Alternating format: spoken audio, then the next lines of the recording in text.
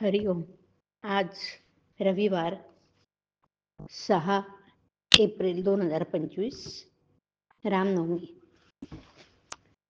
सद्गुरू ब्रह्मचैतन्य गोंदवलेकर महाराज यांच्या प्रवचनाचा आजचा हा भाग.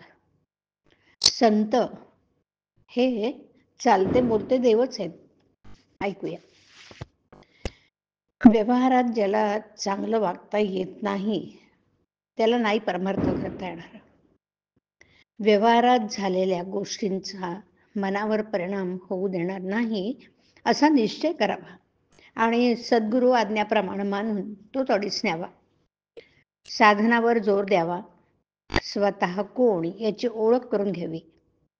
भगवंताप्रते कोणी नाही हे कळलं म्हणजे मी कोण हे कळतं.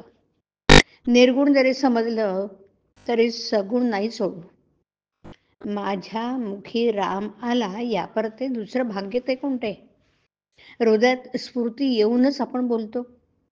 मग आमच्या सुखात आमच्या मुखात राम आला तर तो हृदयात नाही असं कसं म्हणावं. तुम्ही मला उपनिषदातले सांगा म्हटलं तर कसं सांगू. ज्याने जे केले तेच तो सांगणार. एक गुरु आज्ञा पालन याशिवाय दुसरं काहीच मी केलं नाही तर मी दुसरं काय सांगणार. संतांचा समागम केला म्हणजे आपण मार्गाला लागतो. आपण साधूला व्यवहारात आणतो आणि नंतर तो आपल्याशी व्यवहाराने वागला म्हणजे त्याच्याजवळ समता नाही म्हणून उलट ओरड करतो. संत हे देहाचे रोग बरे करत नसून त्या रोगांची भीती नाहीशी करतात. संत हे चालते बोलते देवच आहेत. संतांच्या देहाच्या हालचालींना महत्व नाही. भगवंताचं नाम सिद्ध करून देणं हा संतांच्या जगावर सर्वात मोठा उपकार आहे. बरं, हजारो लोक भगवंताच्या नामाला लावणं हेच खरं संतांचं कार्य. संतांचा कोणताही मार्ग हा वेदांच्या आणि शास्त्राच्या उलट असणं शक्यच नाही. संत सूर्यासारखे जगावर स्वाभाविक उपकार करतात. सूर्याचं तेज कमी होतंय असं शास्त्रज्ञ म्हणतात पण संतांचं तेज मात्र वाढतच आहे.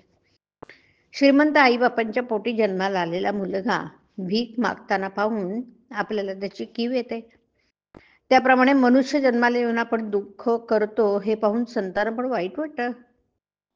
एकूण योनी इतक्या आहेत की त्यामध्ये मनुष्य जन्म येणं कठीण आहे. मनुष्य जन्म येऊन भगवंताची प्राप्ती झाली नाही तर जीवाचं फार नुकसान आहे.